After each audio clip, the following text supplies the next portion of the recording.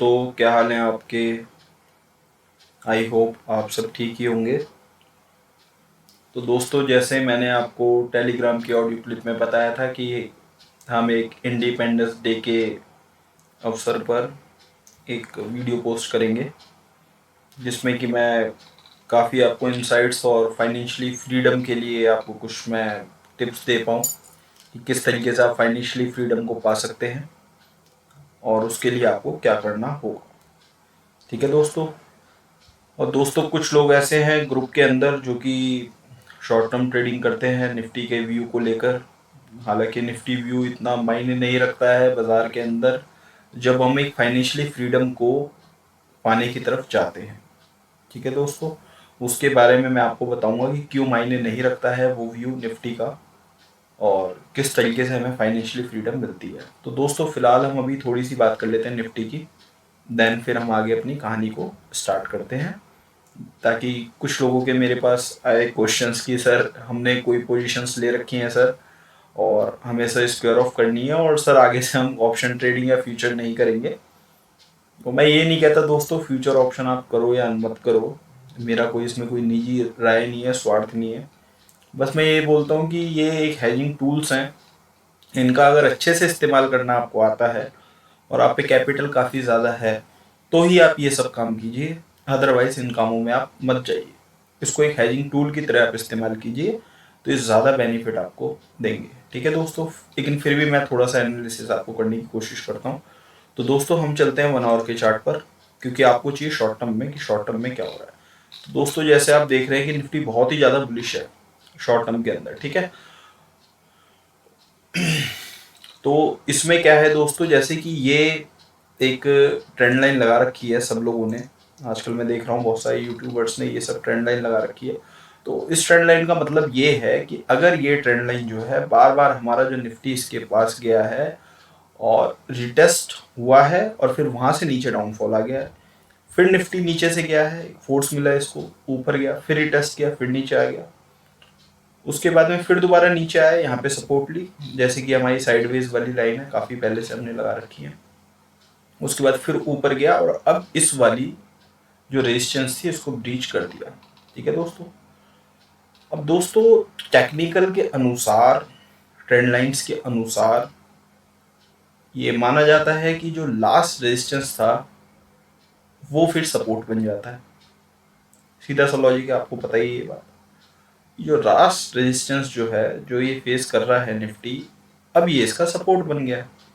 तो अगर सपोर्ट बना है तो फिर यहाँ पे आके इसको ये सपोर्ट के पास आएगा, रिटेस्ट होगा और यहीं पे साइडवेज होके काम कराएगा, जिसकी पॉसिबिलिटी काफ़ी ज़्यादा है कि निफ्टी ऊपर के लेवल पे साइडवेज हो सकता है, ताकि जो नीचे की जो मीन से ही ऊपर की तरफ आ जाए, ऊपर की तरफ ड्रैग हो जाए और एक बार कोई थोड़ा सा काट के नीचे यहाँ पे रिटेस्ट करे और फिर दोबारा ऊपर की तरफ जाने की कोशिश कर दे।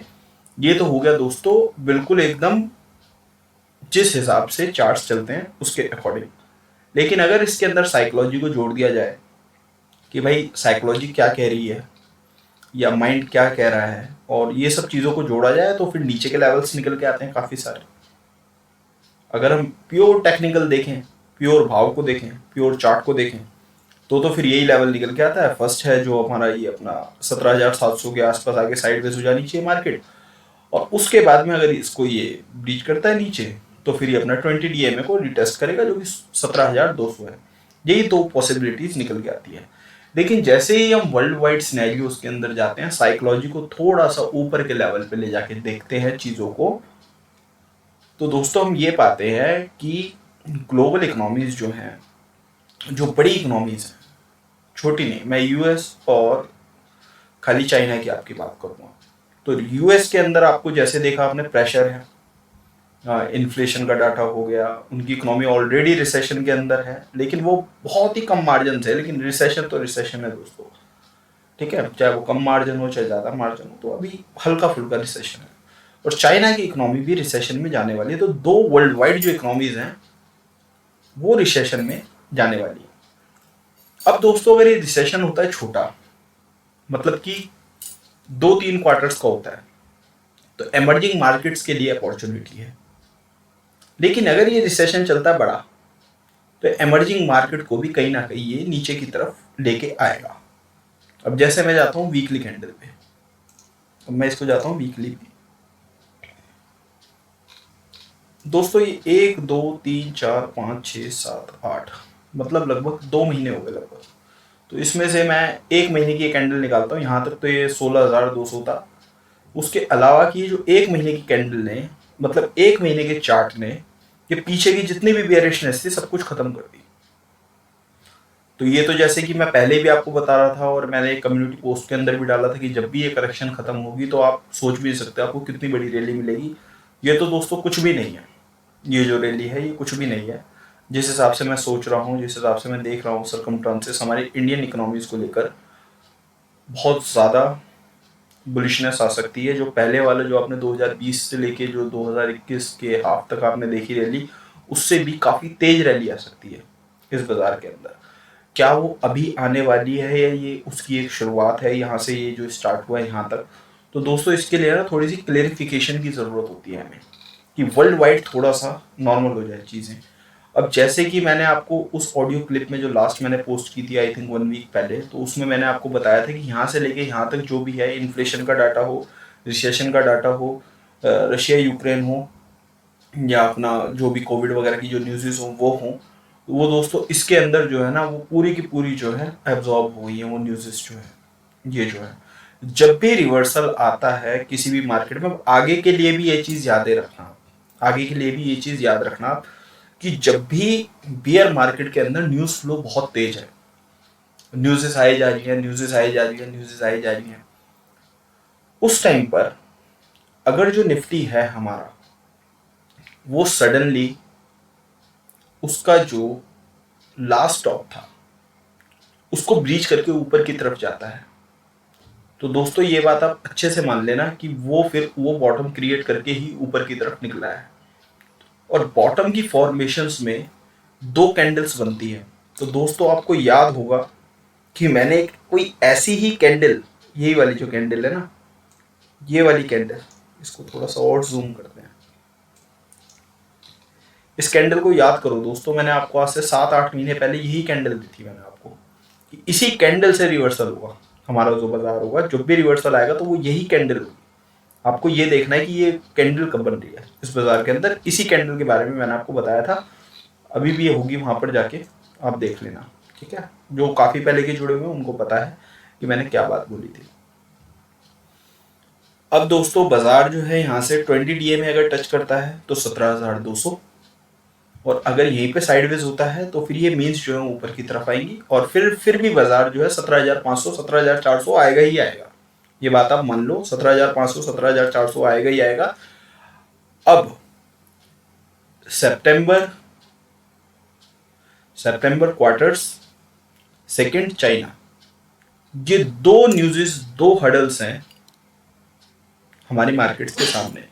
मतलब सितंबर के अंदर ही ये जो न्यूज़ेस फ्लो है बहुत तेजी से हो जाएंगे, आपके चाइना वाले भी, और ये जो अपना जो रिजल्ट्स वगैरह के जो आते हैं ये भी। तो थोड़ा सा ना इस पर थोड़ा ध्यान रखना है। अगेन एक बाइंग का अपॉर्चुनिटी का एक मौका है, ठीक है, बाइंग का अपॉर्चुनिटी का मौका है ये आपकी, और आपको इसमें बाइंग ही करनी है, ठीक है दोस्तों। और जो नीचे के लेवल जो थे कि ये 15,000 आ सकता है, 16,000 आ सकता है, तो दोस्तों वो वही वाली न्यूज़ेस का फ्लो रहेगा जो चाइना की तरफ से आने की कोशिश हो रही है, जो कि अभी तक डिस्क्लोज मार्केट में नहीं हुआ है। और वहाँ की इकोनॉमीज जो है ना बहुत ज़्यादा सेंसिटिव है, वो इतनी जल्दी मतलब अपना डाटा जो है ना आउट नहीं होने देती।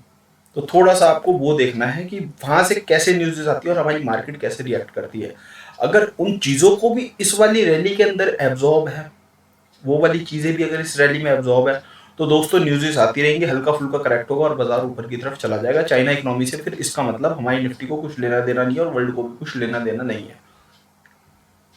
लेकिन ऐसा नहीं है, ग्लोबल इकोनॉमीज जो है वो सारी की सारी एक साथ जुड़ी हुई होती हैं, कहीं ना कहीं इम्पैक्ट हमारे बाजार में वो डाल सकती है, ठीक है दोस्तों। चलो दोस्तों अब हम बात कर लेते हैं कि आपको मैंने क्या बताया कि भाई हमारा देश तो इंडिपेंडेंट हो चुका है, अब आपको फाइनेंशियली फ्रीडम कैसे मिले, मतलब आप फाइनेंशियली फ्रीडम कैसे हो पाए। तो दोस्तों सबसे पहले तो आपको ये देखना है फाइनेंशियली फ्रीडम के अंदर जो सबसे जो बेसिक जो चीज़ें हैं वो 2 चीज़ें आपको पता होनी चाहिए। सबसे पहली कि आपके पास कितना समय है, और दूसरा कि आपको कितने कॉर्पस की जरूरत है। सिर्फ फिलहाल स्टार्टिंग की जो स्टेप्स हैं वो ये दो हैं। अब सपोज कोई कहता है सर मुझे तो 5 साल में 1 करोड़ रुपए चाहिए, तो बिल्कुल पॉसिबल है, 5 साल में 1 करोड़ रुपए आ जाएगा। क्या आपके पास 40 लाख रुपए हैं आज? अगर आपके पास 40 लाख रुपए हैं तो 5 साल में 1 करोड़ हो जाएगा आपका। अगर कोई पर्सन कहता है सर मुझे 10 साल के अंदर मुझे 1 करोड़ रुपए चाहिए, तो भाई वही कुछ 15-20 लाख रुपए अगर आपके पास हो तो आप कोशिश कर सकते हैं वहां तक पहुंचने की कि हाँ सर हम कर लेंगे। अब किसी पे प्रिंसिपल अमाउंट कम है, क्योंकि इसके अंदर जो काम करती है ना दोस्तों, फाइनेंशियली फ्रीडम के अंदर जो चीज काम करती है उस चीज का नाम है पावर ऑफ कंपाउंडिंग। वो लेती है दोस्तों टाइम। पावर ऑफ कंपाउंडिंग का कॉन्सेप्ट ही टाइम के ऊपर चलता है। इसका जो फॉर्मूला है वो यही है, पी ब्रैकेट में 1 प्लस आर वो 100 और उसके ब्रैकेट ऊपर एन। अब दोस्तों अगर आपके पास वो पी ज्यादा है, प्रिंसिपल अमाउंट ज्यादा है, तो रिटर्न अगर कम भी है और नंबर अगर कम भी हो जाते हैं तो भी आप कॉर्पस को गेन कर लेते हैं।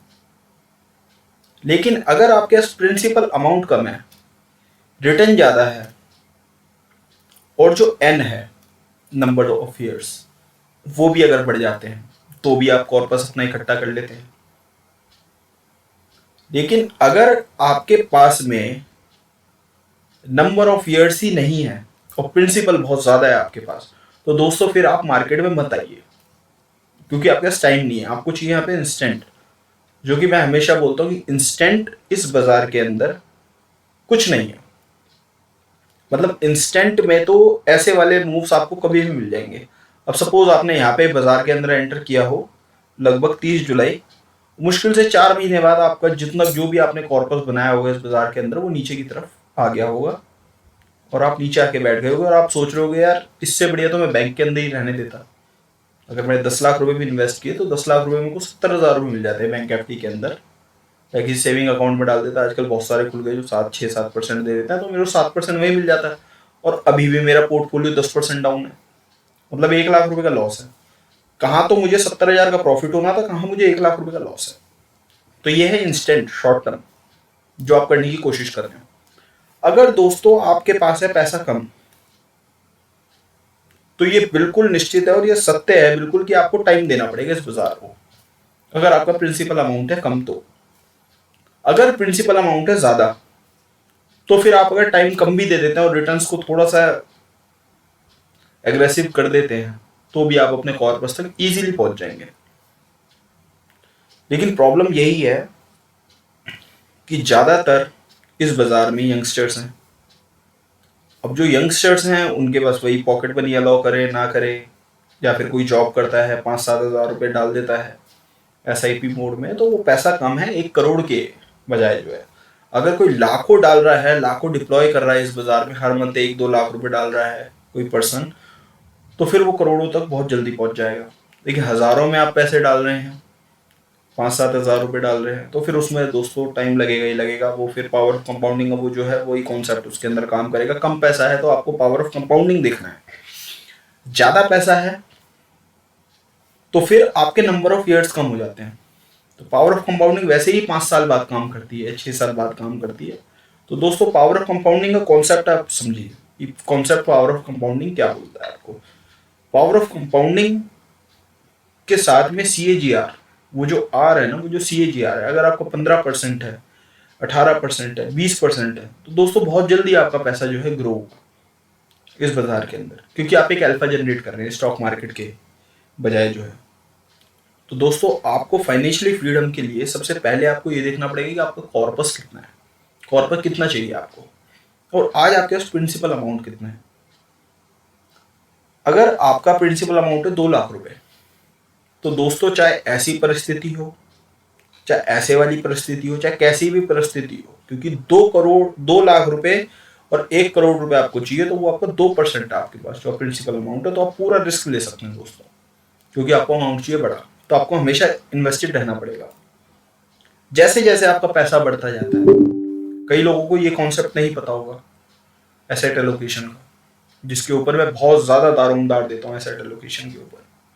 मैं हमेशा आपको कहता हूँ कि अगर आपको बाजार में लंबे समय के लिए टिकना है, क्योंकि दोस्तों जो इस बाजार में टिक गया लंबे टाइम के लिए वो पैसा कमा जाएगा यहाँ से।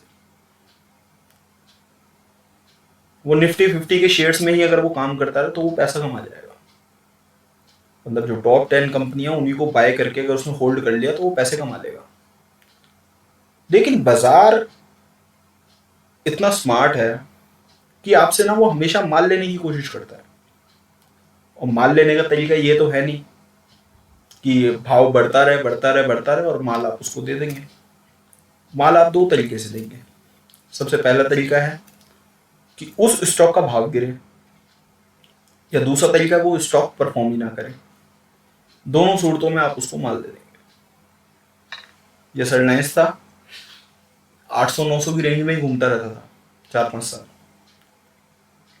2008-2009 के आसपास की बात है और 2013-14 तक ऐसे ही करता रहा वो। काफी लोग वहां से निकल गए होंगे माल छोड़ के। काफी टाइम पहले तक सन फार्मा का भी यही हाल था। 2-3 साल पहले मारुति का था। अब आईटीसी देख लो आपके सामने कितने टाइम से खड़ा हुआ था, 200 रुपये। वो तो आप जब इस मार्केट में तो आपके सामने जो होगा मैं उसको आपको बता रहा हूँ।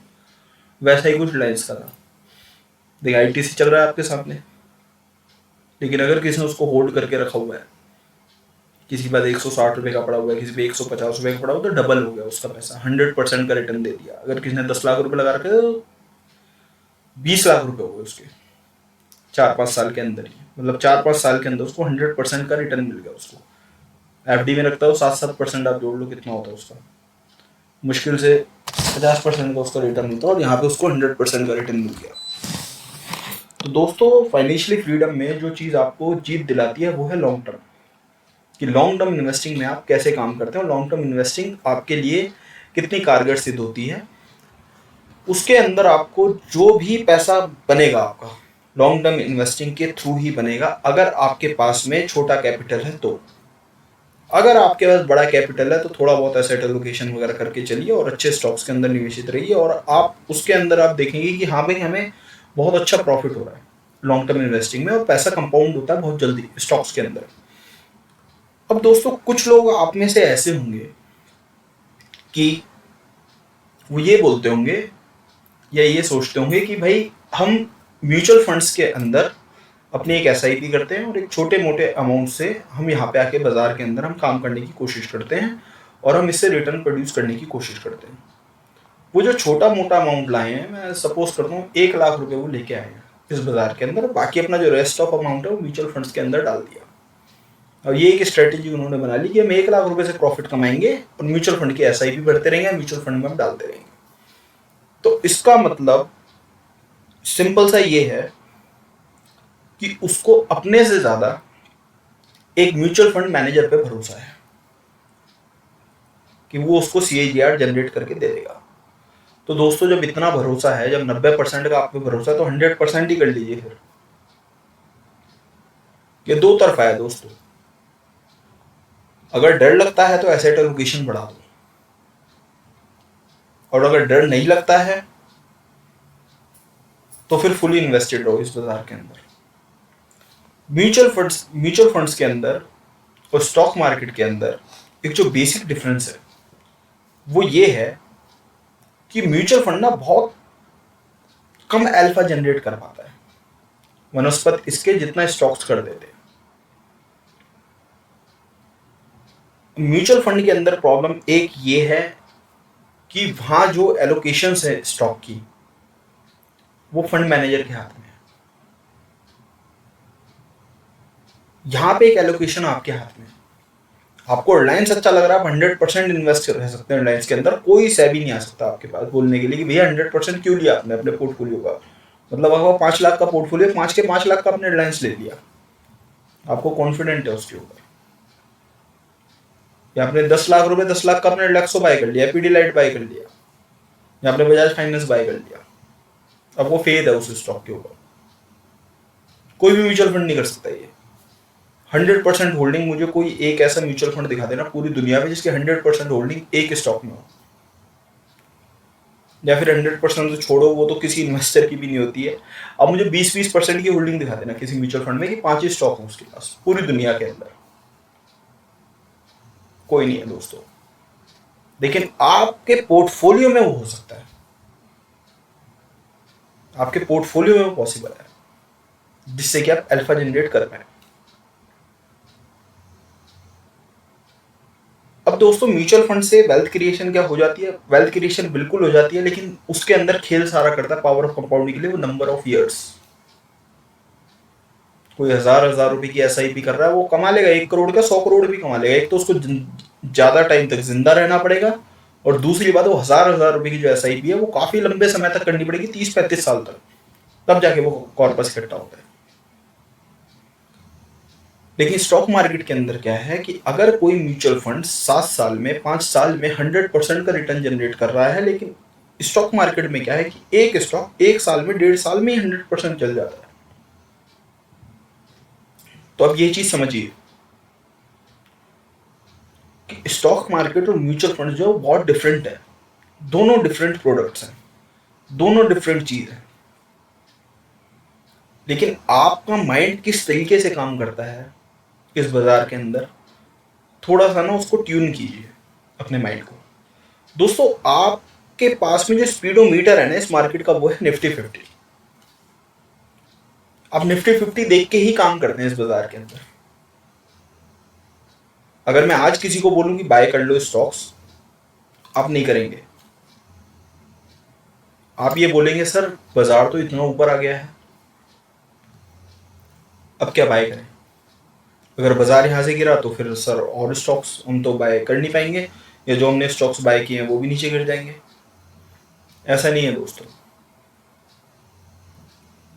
मैं कहता हूं बाजार आप इधर का छोड़िए, आप यहाँ का इस पॉइंट का छोड़िए, मैं इस पॉइंट का बोलता हूँ आपको। अगर 14,120 आ जाता है, क्या 5 साल तक यहीं पे खड़ा रहेगा बाजार? आप मुझे बताइए। ये वही आईटीसी वाला केस है, बाजार अगर यहाँ आ जाता है तो क्या यहीं खड़ा रहेगा बाजार? नहीं दोस्तों। 4 महीने में, 6 महीने में, 8 महीने में कभी तो बाजार रिकवर होगा। बाजार रिकवर होगा तो आपके स्टॉक्स रिकवर होंगे। देखिए स्टॉक्स में क्वालिटी ये होनी चाहिए कि स्टॉक्स के जो भी पैरामीटर्स है बहुत अच्छी होनी चाहिए, बहुत अच्छी क्वालिटी होनी चाहिए स्टॉक्स की। उसका मैनेजमेंट स्ट्रांग होना चाहिए, उसने बियर साइकिल्स देखी हुई होनी चाहिए। अब काफ़ी सारे लोग ऐसे हैं, मेरे को काफ़ी सारे मैसेजेस करते हैं पर्सनल कि सर हैप्पीएस्ट माइंड ले रखा है, या कैंपस ले रखा है, या फिर हमने अभी सोना BW कॉमस्टार्स ले रखा है। ये वो लेने में कोई प्रॉब्लम नहीं है, इन स्टॉक्स में ना साइकिल्स नहीं देखी हुई। जब भी ऐसे मोड़ आते हैं ना दोस्तों, काफ़ी नीचे के लेवल के, जैसे मैंने आपको कहा था सेशन में ही बताता हूँ, लास्ट वीडियोस में भी बताया, पीछे की वीडियोस में जाके देखना, उसके अंदर भी मैंने आपको बता रखा है कि लार्ज कैप के अंदर शिफ्ट हो जाओ। मोस्ट प्रोबेबली 50 स्टॉक्स हैं तो 50 में से 45 ऐसे स्टॉक्स होंगे, या फिर 40 ऐसे स्टॉक्स होंगे जिन्होंने बियर साइकिल्स देखी हुई है। हमेशा रिकवरी में लार्ज कैप पहले चलेगा, उसके पीछे मिड कैप आएगा, उसके पीछे स्मॉल कैप आएगा। स्मॉल कैप सबसे एंड में चलेगा और सबसे पहले गिरेगा। मिड कैप बीच में चलेगा और मिड कैप भी स्मॉल कैप के बाद गिरेगा। लार्ज कैप सबसे एंड में गिरना स्टार्ट करते हैं, मतलब बारी बारी से गिरते हैं। ऐसा नहीं है पूरा का पूरा लार्ज कैप गिरने लग जाए 5-5, 7-7%। अगर 5-5, 7-7% वो गिर रहा है तो फिर निफ्टी भी 5-7% ही गिरेगा। तो ये बीटा होता है दोस्तों स्टॉक्स का जो होता है। अब लास्ट वीडियो में जैसे मैंने बताया था आपको कि मैं इस वाले लेवल की वेट में हूं, ये वाला लेवल, क्या इस लेवल पे अगर बाजार नहीं आता तो क्या मैं अपनी बाइंग नहीं करूंगा इस बाजार में? दोस्तों मेरी बाइंग जो है, मेरी बाइंग चालू ही है, मैं बाइंग कर रहा हूं। लेकिन जो मेरी एसेट एलोकेशन है मेरे को उसको डिप्लॉय करना है इस बाजार के अंदर। जैसे कि ये थोड़ा सा आप सीखने की कोशिश कीजिएगा। जब इस वाले लेवल पे था बाजार, मेरा 10% इक्विटी था, 90% डेप्थ था। वो इसी सिनेरियो में ही खत्म किया था, इस वाले पोर्शन में यहीं से बेचना स्टार्ट किया था। और 90% मेरा जो था वो डेप्ट में था, और 10% जो मेरा था वो इक्विटी के अंदर था। और वो 10% के बाद में धीरे धीरे उसकी एलोकेशंस बढ़ती रही, और मैं 90% से शॉर्ट कर रहा था। आपको स्मॉल केस के मैं वो भी देता हूँ जहाँ पे मैं लॉन्ग हूँ। जो स्मॉल केस जो मैं बनाता हूँ उसमें आज भी मेरा जो है 25-26% का रिटर्न है। और लास्ट अगस्त से लेकर और जून के अंदर मैंने जब वो पोर्टफोलियो रिडीम किया था तब मैंने आपको एक स्क्रीनशॉट दिया था जिसमें 26% का रिटर्न था। तो अगस्त से अगस्त अगर मैं लगाऊं तो मैंने लगभग 50% इक्विटी से रिटर्न जनरेट किया लास्ट 1 ईयर में, जिसमें ये वाला पीरियड भी है। तो उस स्मॉल केस के अंदर जो स्टॉक्स हैं उनकी क्वालिटी सोचिए आप, उनकी क्वालिटी कितनी ही बेहद होगी, रिफाइन होगी। यही चीजें आपको सीखनी है दोस्तों, कि वेल्थ क्रिएशन के अंदर काम स्टॉक्स करते हैं, ना कि निफ्टी का मीटर देख के आपको ऊपर नीचे होना है कि निफ्टी ऊपर चला गया मैं बाय नहीं कर रहा, निफ्टी नीचे चला गया अब मैं बाय कर रहा हूं। ये गलत अप्रोच है आपकी दोस्तों। निफ्टी एक 50 स्टॉक का एक इंडेक्स है। अब सोचो आपके पास सारे स्मॉल कैप है, इंपैक्ट तो पड़ेगा, लेकिन स्मॉल कैप और निफ्टी का दोनों का अलग है हिसाब किताब। दोनों अलग हिसाब से चलते हैं। आपको इस बाजार में वेल्थ क्रिएशन के लिए अच्छी कंपनीज बाय करनी है, अच्छी स्क्रिप्ट्स ढूंढनी है। अब वो छोटी ना हो, जो स्क्रिप्ट है वो छोटी ना हो, 1000 करोड़ 2000 5000 करोड़ ना हो, चलेगा। 15,000 20,000 30,000 करोड़ की कंपनीज हो, वेल नोन कंपनीज हो, आपको पैसा कमा के दे देंगी वो। वेल्थ क्रिएशन में ये चीजें काम आती हैं। कहीं पे बहुत अच्छा सेक्टर रोटेशन हो रहा हो, आप वहां जा सकते हैं। कहीं पर कोई लग रहा हो, कोई कंपनी है बहुत अच्छी है, पोटेंशियल अच्छा है, मैनेजमेंट अच्छा है, काफी अच्छा स्टॉक है, 2-3 साल से परफॉर्म नहीं किया है, CAGR में इम्पैक्ट हुआ है, क्वार्टर रिजल्ट्स बहुत अच्छे आ रहे हैं, कुछ ट्रांजिएंट प्रॉब्लम थी, अब स्ट्रक्चरल चेंजेस हो रहे हैं कंपनी के अंदर, प्रोडक्ट्स अच्छे बन रहे हैं कंपनी के अंदर, ग्रोथ आने के चांसेस हैं, आप उसके अंदर जा सकते हैं, आपको अच्छा पैसा मिलेगा। अच्छी स्क्रिप्ट ढूंढा कीजिए। पोर्टफोलियो बनाने का एक तरीका मैं आपको और बता रहा हूं दोस्तों, और यही आपकी सबसे बड़ी गलती है। तो ये गुरु का मंत्र ले लेना कि आप लोग गलती क्या कर रहे हैं एक्चुअल में। हम है फोकस्ड, 150 रुपए का स्टॉक जो है 1200 रुपए के हो गए हैं स्मॉल कैप, क्या करेंगे आप? इनमें नहीं जाना है, उस वेल्थ क्रिएशन के लिए इनमें नहीं जाना है। क्योंकि वेल्थ क्रिएशन के अंदर ना दोस्तों जो कंपाउंडिंग है ना स्टॉक की, वो मेन खेल है।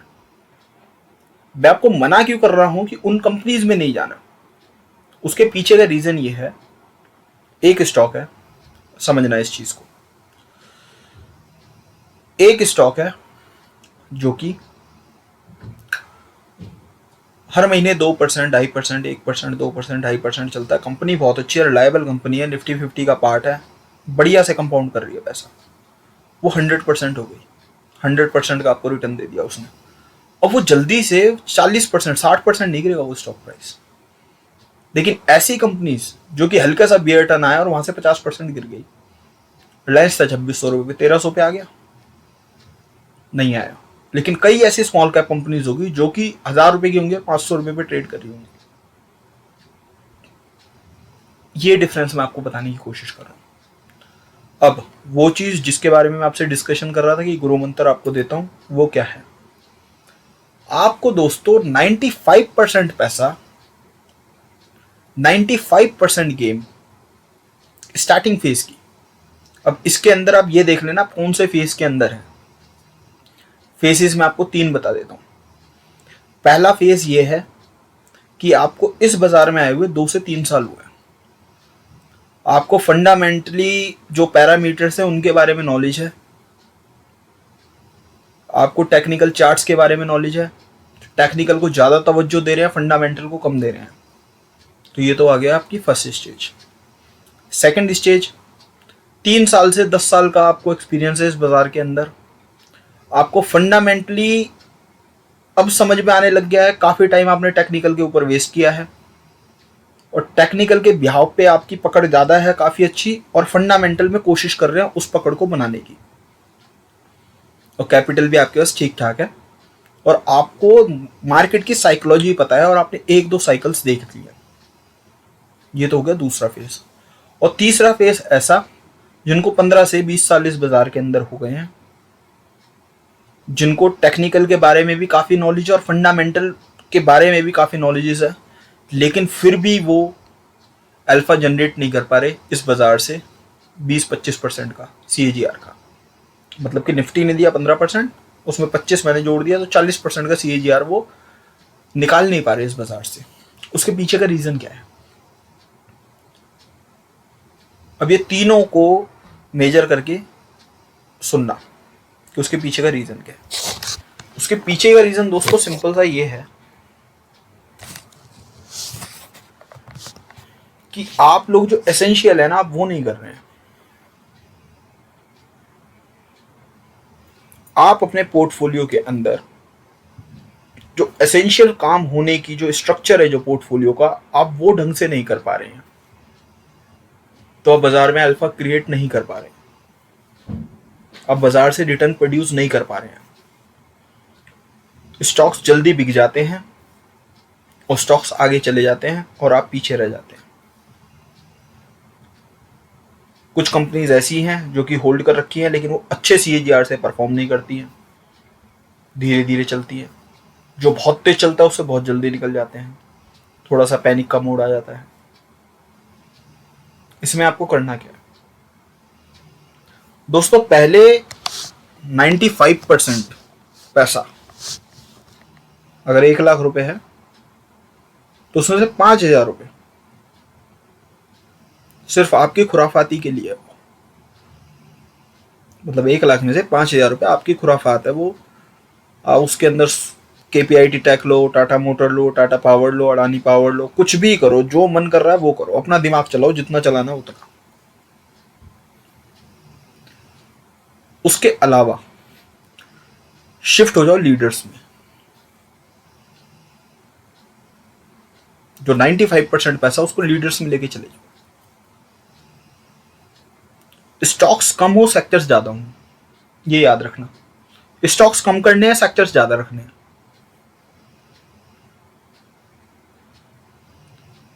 आप 6 महीने में, 8 महीने में ये पाएंगे कि एक तो फोकस्ड पोर्टफोलियो है और मोस्ट प्रोबेबली सारे ही स्टॉक्स परफॉर्म कर रहे हैं और मेरे पे सेक्टर्स बहुत ज्यादा है इस बाजार के। अब कई ऐसे लोग हैं इस बाजार में, आप सुनते भी होंगे काफी टेलीविजन पे और यहाँ पे वहां पे, कि मैं तो 3 या 4 सेक्टर्स पे ही बिलीव करता हूँ इंडिया के अंदर। ऐसा नहीं है दोस्तों, हर एक कंपनी के अंदर ना अपना एक पोटेंशियल है। अब कितना जल्दी उस पोटेंशियल को आइडेंटिफाई कर लेते हैं ना, वो मैटर करता है यहां पर। सबसे पहले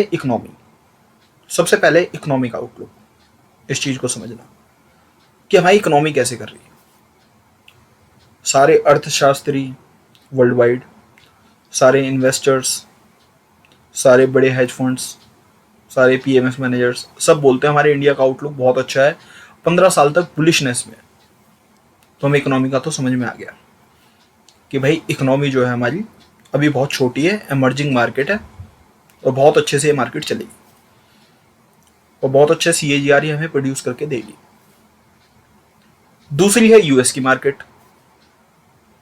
अब मैं US का अगर आउटलुक देखता हूं तो वो कहते हैं ब्रॉडर मार्केट है, इसको बहुत सारे इनोवेशंस करने पड़ेंगे, इंफ्रास्ट्रक्चर ऑलरेडी डेवलप्ड है, और इंफ्रास्ट्रक्चर पे पैसा लगाएंगे तो और इकोनॉमी थोड़ी सी डेवलप्ड होगी। ग्रोथ कम है इंडिया में, ग्रोथ बहुत ज्यादा है, तो हमारी इकोनॉमी हो गई ठीक, तो हमारी इकोनॉमी US से अच्छी है, पहला पॉइंट। दूसरा पॉइंट आ जाते हैं हम यहाँ पे, अब आ जाते हैं हम सेक्टर्स के ऊपर। पहले तो इकोनॉमी ठीक करना चाहिए, उसके बाद सेक्टर्स कौन से अच्छे करेंगे। तो सबसे पहला जो स्पाइन है इंडिया का वो है बैंकिंग। दूसरा यहाँ पे कंज्यूमर्स बहुत ज़्यादा हैं, कंजम्पशन बहुत ज़्यादा है, तो कंजम्पशन स्टॉक्स लाइक एफएमसीजी आप उसके अंदर देख सकते हो। तीसरा हमारे देश में सबसे ज़्यादा जो एक्सपोर्ट होता है वो है आपका आईटी सर्विसेज। तो ये तीन हो गए, फाइनेंशियल, एफएमसीजी, कंज्यूमर हो गया, उसके अंदर ड्यूरेबल्स आ गए, ये सब आ गए, और उसके अलावा आपका आईटी सर्विसेज हो गई। तो ये तीन हो गए, चौथे की तरफ कोई जाता ही नहीं है। जो बड़े इन्वेस्टर्स जो हैं वो सोचते भी नहीं चौथे की तरफ। आपको स्टॉक मार्केट में ये देखना पड़ता है, अगर आप 3 सेक्टर लेके जाते हैं रिटर्न जनरेट कर लेंगे, लेकिन अगर ज़्यादा सेक्टर्स होंगे, ज़्यादा सेक्टर्स में आपको चाहिए क्या, वो भी एक गुरु मंत्र आप समझने की कोशिश कीजिए। दोस्तों आपको देखना है डिस्ट्रप्टर, बस आपका ये काम है, आपको डिस्ट्रप्टर ढूंढना है। बस क्या हुआ, क्या है और क्या हो सकता है, बस आपकी कहानी इन तीन के बीच में होनी चाहिए। अब ये डिस्ट्रप्टर आप आइडेंटिफाई कर लें 2020 तक, तो 20,000 की निफ्टी तक, 21,000 की निफ्टी तक, 22,000 की निफ्टी तक कोई गाड़ी नहीं निकली है, बिल्कुल ठीक है। अब 2 साल बाद भी आइडेंटिफाई कर लो कोई डिस्ट्रप्टर, पैसा कमा जाओगे बहुत ज्यादा, लेकिन वो एक्चुअल डिस्ट्रप्टर होना चाहिए। अब डिस्ट्रप्टर होता क्या है उसको समझिए। डिस्ट्रप्टर का मीन्स ये है कि क्रिकेट की लैंग्वेज में मैं आपको समझाता हूँ कि पहले जैसे आपने देखे थे ट्रेडिशनल प्लेयर्स जो थे इंडिया के, सचिन तेंदुलकर हो गए, सौरव गांगुली हो गए, और अपना युवराज सिंह हो गया आपका, ठीक है ना, और भी पुराने पुराने जो भी प्लेयर, रॉबिन सिंह हो गया, मोहम्मद कैफ हो गया, जो मतलब पुरानी टीम जो थी इंडिया की, मोहम्मद अजरुद्दीन, अजय जडेजा, ये सब हो गए। इनके जो खेलने का स्टाइल था सबका डिफरेंट था, अलग खेलते थे, जिसमें सचिन तेंदुलकर को माना जाता था कि बहुत अच्छा खेलता है, विवियन रिचर्ड जो है उनसे भी अच्छे खेलते हैं, और सचिन तेंदुलकर की एक अपनी ही क्लास है, उनके शॉट्स बहुत अच्छे हैं, स्ट्रेट ड्राइव बहुत अच्छा लगाते हैं, कवर ड्राइव बहुत अच्छा लगाते हैं, सब कुछ बहुत अच्छा करते हैं। वो हो गए रिटायर। उसके बाद उनसे पहले एक प्लेयर आया जिसका नाम था एबी डिविलियर्स, उसने पूरा बैटिंग स्टाइल ही चेंज कर दिया। अब आप देखते हैं बहुत सारे प्लेयर्स जो हैं वो एबी डिविलियर्स की कॉपी करने की कोशिश करते हैं, एक्चुअल में वो डिस्ट्रप्टर था बैटिंग लाइनअप के अंदर वर्ल्ड वाइड, उसने डिस्टर्ब किया उस टेक्निक को, उससे पहले ऐसा कोई प्लेयर नहीं था तो इस टाइप से खेलता हो 360 डिग्री, लेकिन उस पर पैसा नहीं लगा सकते आप, लेकिन स्टॉक मार्केट के अंदर आप पैसा लगा सकते हैं। उस टाइप का डिस्ट्रप्टर अगर आप पकड़ लें तो आपके पोर्टफोलियो में अगर वो हो तो, अगर हम आज से 25 साल पहले चले जाते हैं, उस टाइम पे काफ़ी सारी कंपनीज थी, एयरलाइंस वगैरह, टाटा पावर वगैरह, टाटा स्टील वगैरह, बहुत सारी कंपनीज थी, आईटी वगैरह की भी आई थी काफ़ी सारी कंपनी, इन्फोसिस वगैरह बाद में आया था, एचडीएफसी बैंक वगैरह, ये सब थे।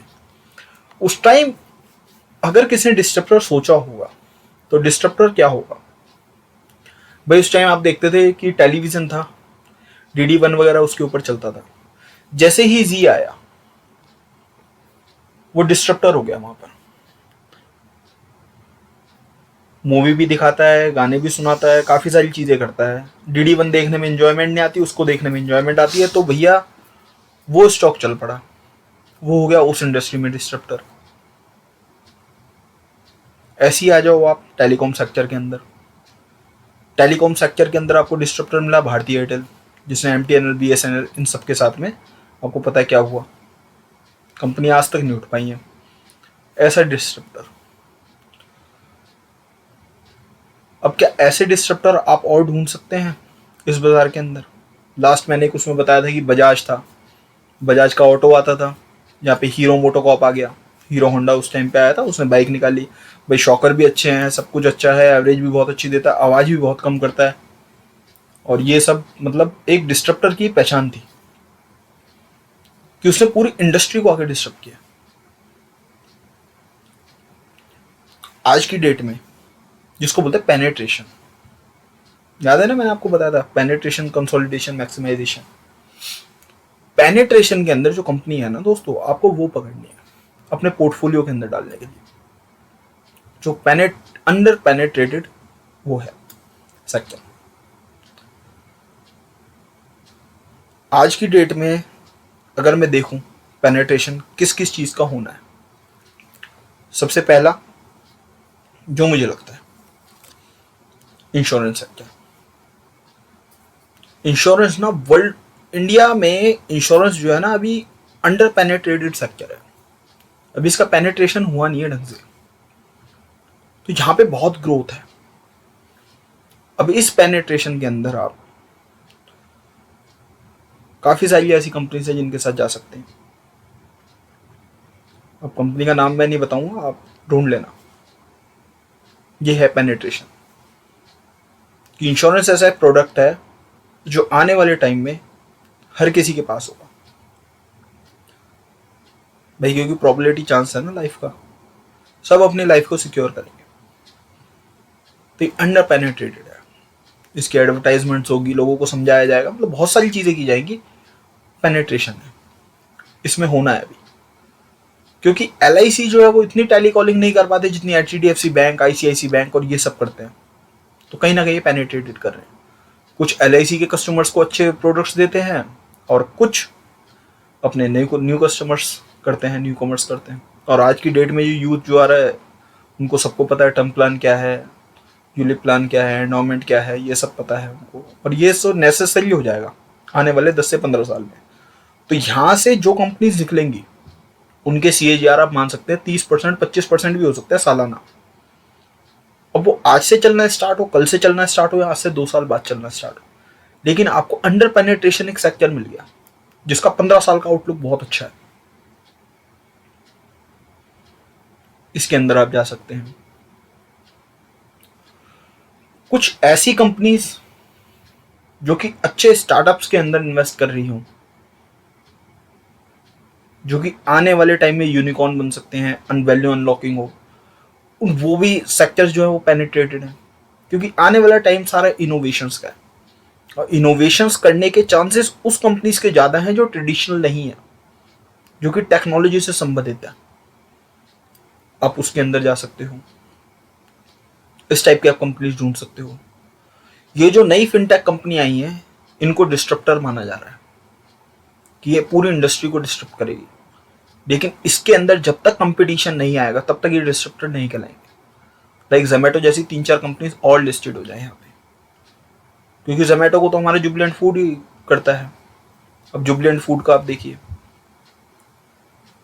पहले नॉर्मल ढाबों के अंदर जाते थे, रेस्टोरेंट्स के अंदर जाते थे, वहाँ पे खाना खाते थे। आज की डेट में आपके दिमाग पे क्लिक हुआ कि मुझे ये चाहिए, बेल बज जाएगी, घर के बाहर आ जाएगा खाना कि लो जी सर आप खाओ।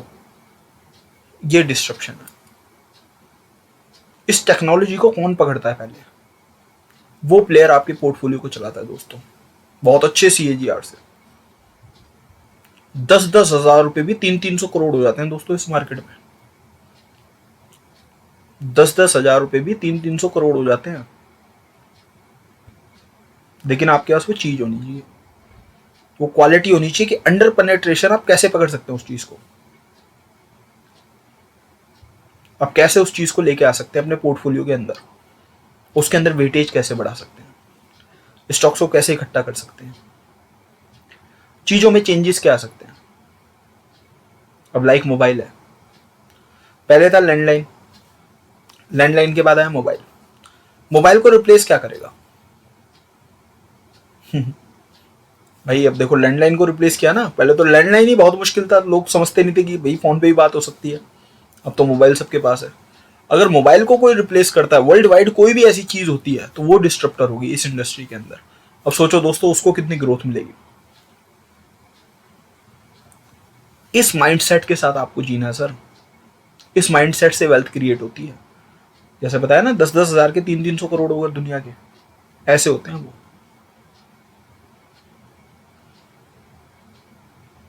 तो आपको ये चीज देखनी है क्या होने वाला है, क्या हो रहा है, क्या होने वाला है, उसमें पैसा बनेगा आपका। आप देख रहे हैं क्या हो रहा है और मैं इसमें कैसे पार्टिसिपेट करूं, गलत डायरेक्शन है।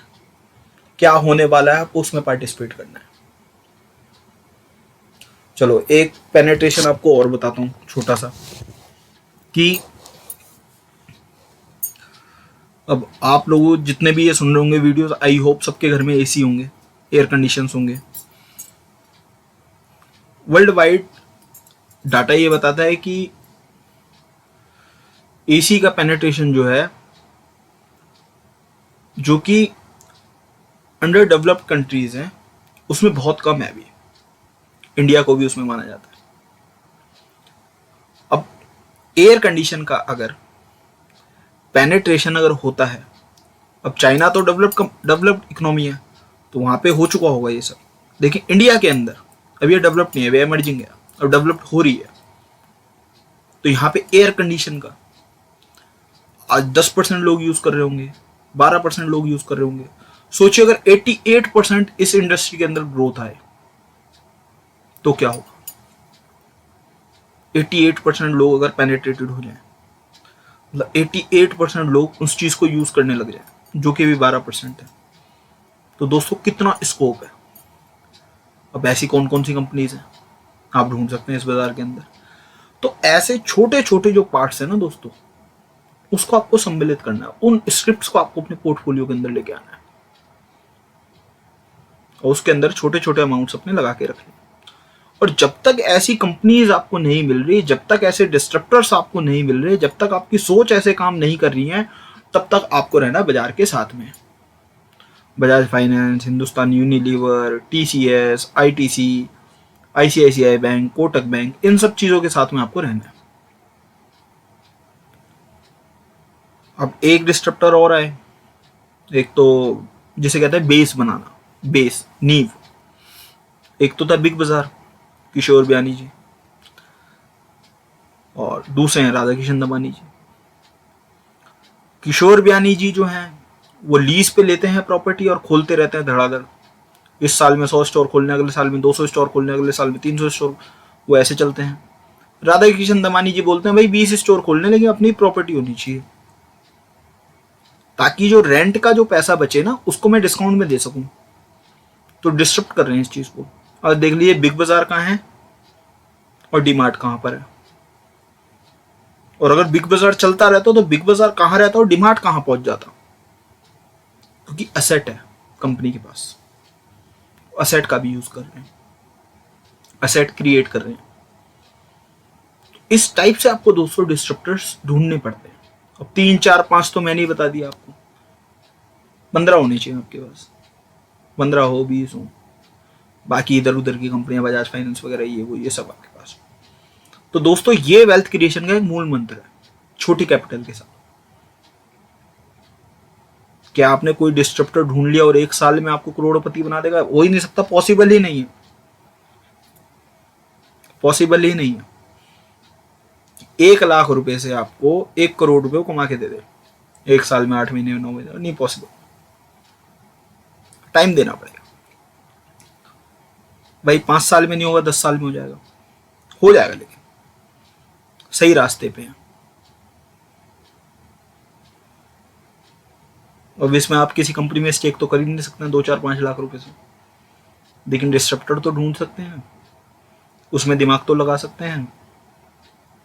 दूसरा, एक मिथ आपका दूर करने की कोशिश करूंगा।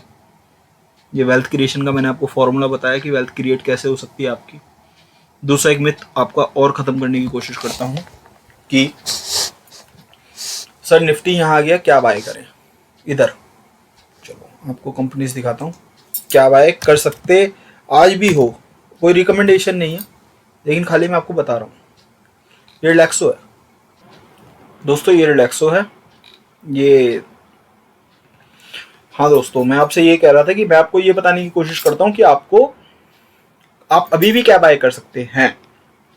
कोई रिकमेंडेशन नहीं है, मैं ये नहीं कह रहा बाय करो, क्या करना है क्या नहीं करना वो आपके ऊपर है, मैं कुछ नहीं बता रहा आपको, लेकिन मिथ खत्म करने की कोशिश कर रहा हूँ कि अगर मैं आज बाजार में आऊँ, मुझे नहीं पता, मैं आप सपोज करो कि मैं कहीं गया हुआ हूँ पिछले 2 महीने से, और मुझे ये पता कि बियर फेस चल रहा है बाजार के, और मैं आया और मैंने देखा कि बाजार तो मैं छोड़ के गया था 15,200 के आसपास, और बाजार आ गया आपका 17,000 18,000 के आसपास। तो अब तो बाइंग की अपॉर्चुनिटी खत्म हो चुकी है सारी इस बाजार के अंदर से। अब अगर मैं बाजार में आता हूं तो मैं बाय क्या करूं? तो दोस्तों ये देखो रिलैक्सो, बाजार यहाँ पहुँच गया है और रिलैक्सो वहीं खड़ा हुआ है। क्या कंपनी के अंदर कोई प्रॉब्लम है? नो। मैनेजमेंट अच्छा है? यस। CAGR अच्छा है? यस। ROC ROE सब कुछ ठीक है, बढ़िया कंपनी है, बाइंग करने की अपॉर्चुनिटी दे रहा है, बिल्कुल कर सकते हैं। लेकिन आप देखिए ना, यहाँ से 1700% की रैली, 17% की रैली, और यहाँ पे अपना ये भाई साहब खड़े हुए हैं, एक अपॉर्चुनिटी मिली। ये देखिए दोस्तों, इतना नहीं चला है, हाई नहीं कटा है, निफ्टी अपने हाई के पास है और यहाँ पे स्टॉक्स बहुत नीचे के लेवल पे घूम रहे हैं। ये आज है अपना 1000 के आसपास, यहाँ पे ऑलरेडी मिल सकता है 972 के आसपास। हाई कितना है? 1700 रुपये का। 1700 रुपये का स्टॉक 900 रुपये का मिल रहा है, हाई से बहुत नीचे। ये देखिए IGL, ये तो खैर काफ़ी अभी ऊपर आ गया, ये थोड़ी सी करेक्शन करेगा इस वाले लेवल पे, देन फिर जाने की कोशिश करेगा ऊपर, ठीक है।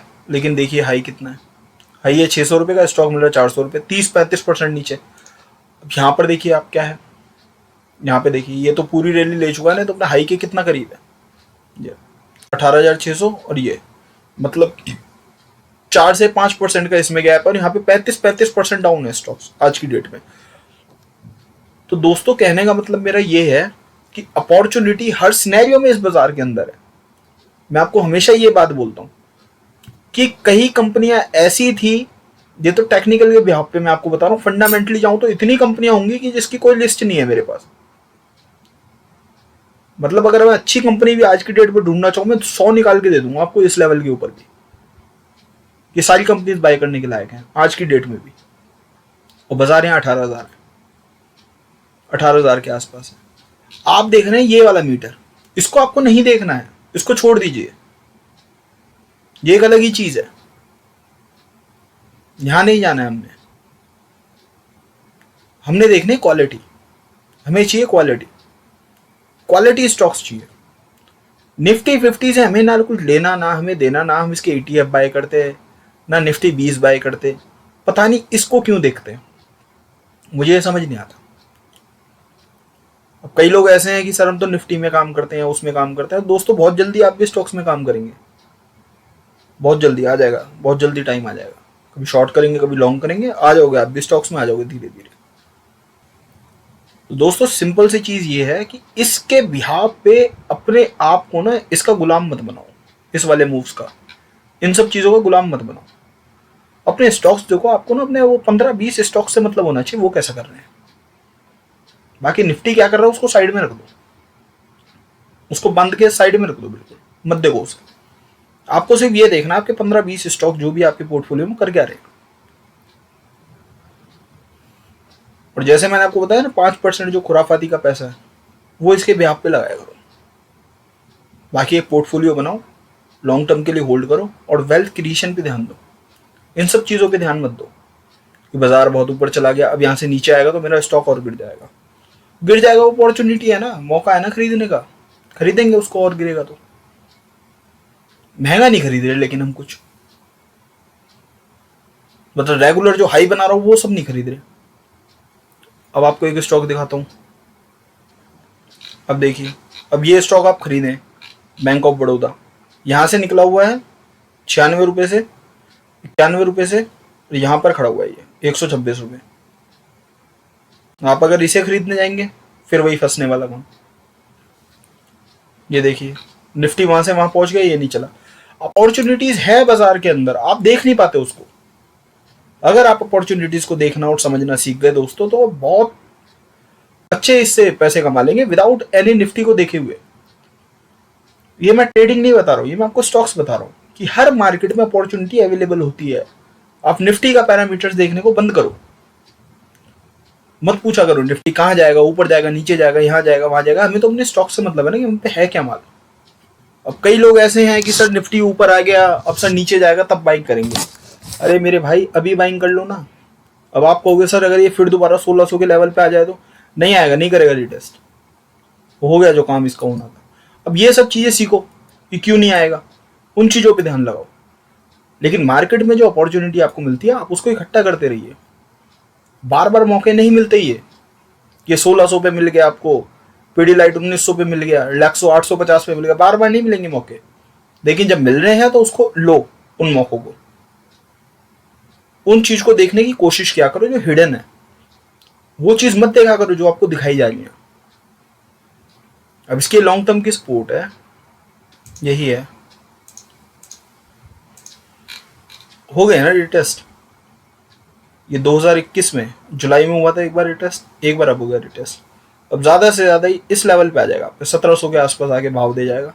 नीचे विक आएगी लेकिन कैंडल्स नीचे नहीं बनेंगी, इस भाव पे कैंडल्स नहीं बनती रहेंगी कंटिन्यूसली। अब वो बहुत ही रेयर है कि भाई न्यूज़ ही ऐसे आ रही हैं, तो फिर तो ये लेवल भी कट के नीचे की तरफ आएगा।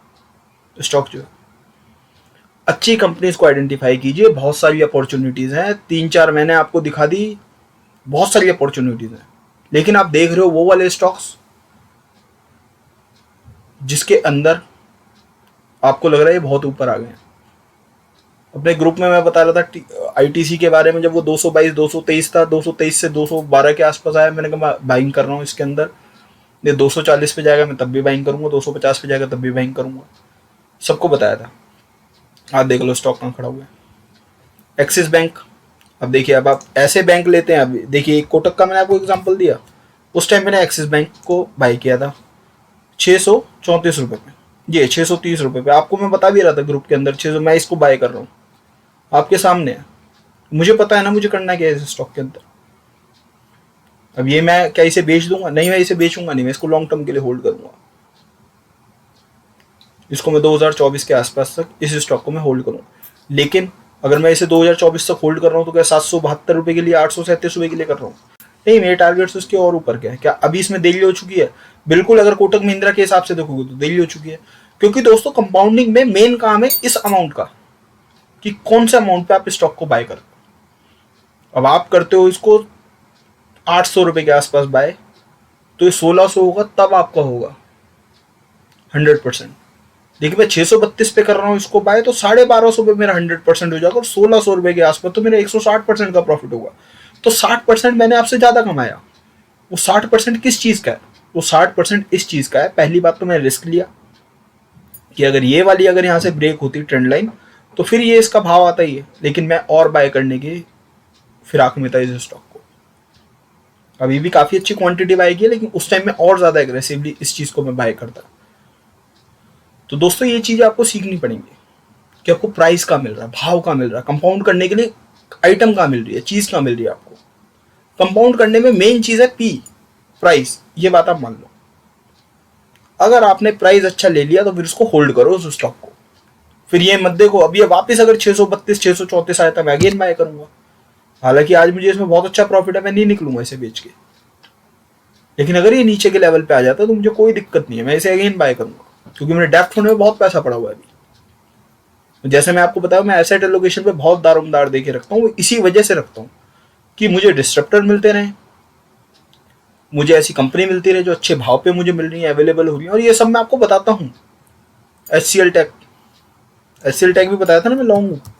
ये देखिए इस वाले लेवल तक बाय किया इस स्टॉक को। क्या गाड़ी निकल चुकी है? नहीं, अभी नहीं निकली, अभी टाइम है इसे निकलने में।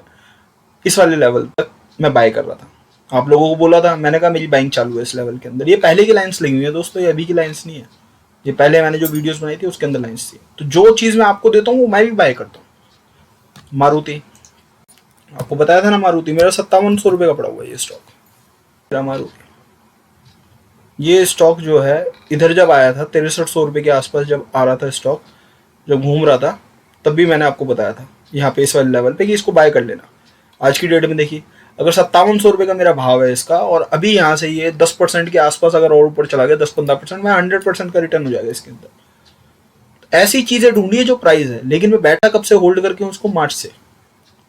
मार्च से लेके इस साल 1-1.5 साल में उनको 100% का रिटर्न अगर मेरे को जनरेट हो गया तो मुझे और क्या चाहिए कि स्टॉक से। टाटा एलेक्सी 500-550 रुपए की बाइंग है। देखिए अगर आप ऐसे स्टॉक्स के अंदर जाते हैं तो फिर तो आप फंस रहे हैं ना। नीचे के लेवल पे भाव खरीदने का था दोस्तों, नीचे के लेवल पे। लेकिन आप जो है ना दोस्तों, वो बहुत कम डिस्ट्रप्टर की तरफ जाते हो। एक वीडियो भी मैंने आपको बताया था कि भाई डिस्ट्रप्टर क्या होते हैं, उसके अंदर मैंने आपको टाटा एलेक्सी का बताया था कि ईवी साइकिल के अंदर मुझे डिस्ट्रप्टर लगता है। पहले ही इनोवेटिव था एआई, क्योंकि मुझे लगा कि एआई के अंदर यूएस में इतना काम हो रहा है आर्टिफिशियल इंटेलिजेंस के ऊपर, और इंडिया में कौन कर रहा है? टाटा एलेक्सी, टीसीएस। टाटा एलेक्सी पे ज़्यादा दारोमदार है तो टाटा एलेक्सी ले लिया। दो कंपनीज और हैं जो कि एआई के ऊपर काम कर रही हैं बहुत अच्छा, जो कि मैं उसको बाइंग कर रहा हूँ। अब वो ढूंढिए कौन सी है दोस्तों। इस तरीके से काम होता है बाजार में, ठीक है। आई होप मैंने आपको इसमें बहुत सारी चीज़ें हिडन देने की कोशिश की है, आप उसको सीखिए, समझिए कि मैं क्या कहने की कोशिश कर रहा था इस वीडियो से। और जो मेरे नए दोस्त ये वीडियो देख रहे हो तो नीचे टेलीग्राम का लिंक है डिस्क्रिप्शन में, आप उसको ज्वाइन कर सकते हैं, फ्री ऑफ कॉस्ट है। तो दोस्तों आई होप आपको ये वीडियो अच्छा लगा होगा। तो दोस्तों मिलेंगे नेक्स्ट टाइम। मैंने अपना प्रॉमिस फुलफिल किया कि इंडिपेंडेंस डे के लिए आपको एक मैं वीडियो दूंगा, तो मैंने आपको एक वीडियो भी दी है। तो फाइनेंशियली फ्रीडम कैसे मिलेगी आपको, मैंने उसको भी बताने की कोशिश की आपको। आई होप आपको ये वीडियो समझ में आया होगा और इससे आगे आपको बहुत प्रॉफिट हो। ठीक है दोस्तों, ओके, गुड बाय, मिलते हैं नेक्स्ट वीडियो में।